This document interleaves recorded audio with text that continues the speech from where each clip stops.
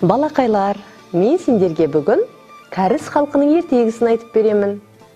Ертегінің аты қызыл желпеуіш пен сұр желпеуіш.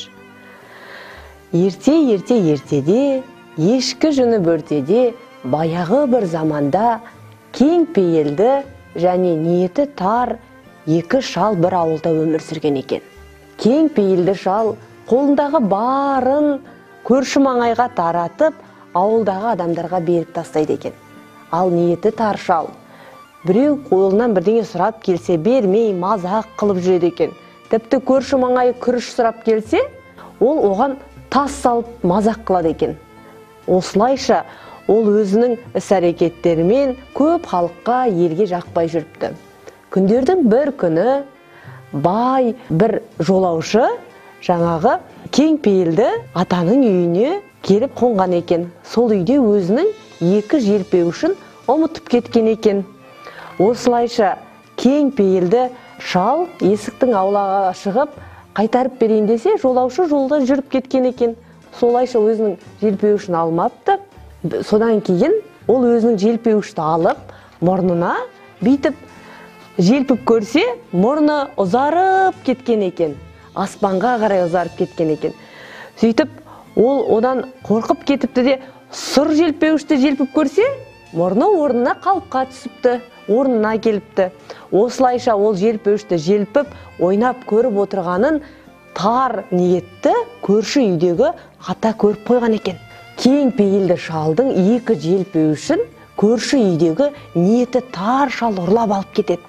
Осылайша ол да аулаға шығып, желпеуішті, қызыл желпеуішті алып, желпіп көргенде мұрны ұзара түседі. Ол соны қызық көріп, тағы да желпіп көреді, мұрны ұзара түседі.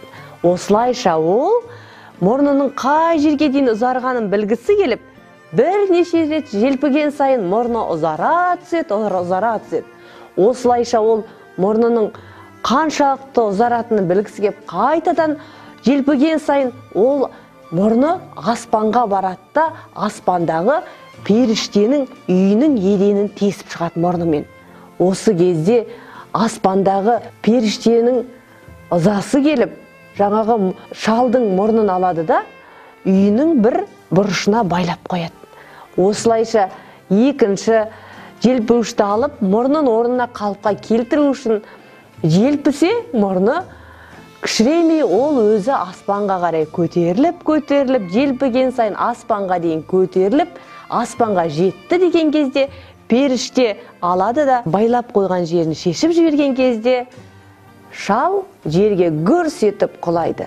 Осылайша оның барлық байлығы, үйіне жиған тергені көрші кең пейілді атаға өтеді.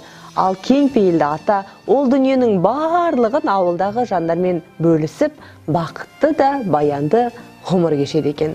Лиза, саған ертегі ұнады ма? Я, ұнады. Ал Әділ, саған ше? Ұнады. Ой, бәрекелді. Ал олай болса, келесі кездескенше аман сау болыңыздар балақайлар.